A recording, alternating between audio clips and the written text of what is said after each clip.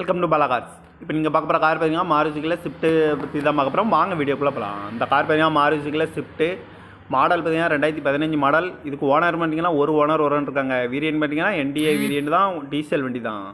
Kilometre பார்த்தீங்கன்னா 1,30,000 kilometre running ஆயிருக்கு. இதுக்கு இன்சூரன்ஸ் பார்த்தீங்கன்னா இல்லை அப்படின்னு இருக்காங்க. இந்த காரோட ப்ரைஸ் என்ன சொல்கிறாங்கன்னா 5,75,000 சொல்கிறாங்க. ரேட்டு குறைக்கணும்னு சொல்லியிருக்காங்க. குறைச்சி பேசி இந்த காரை பை பண்ணி தான் சொல்லியிருக்காங்க.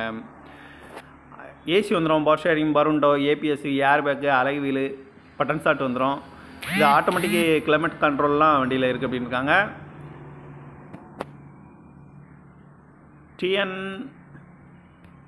57 AM 7627 அப்படிங்கிற நம்பரில் தான் இந்த கார் இருக்குது அப்படின்னு இருக்காங்க.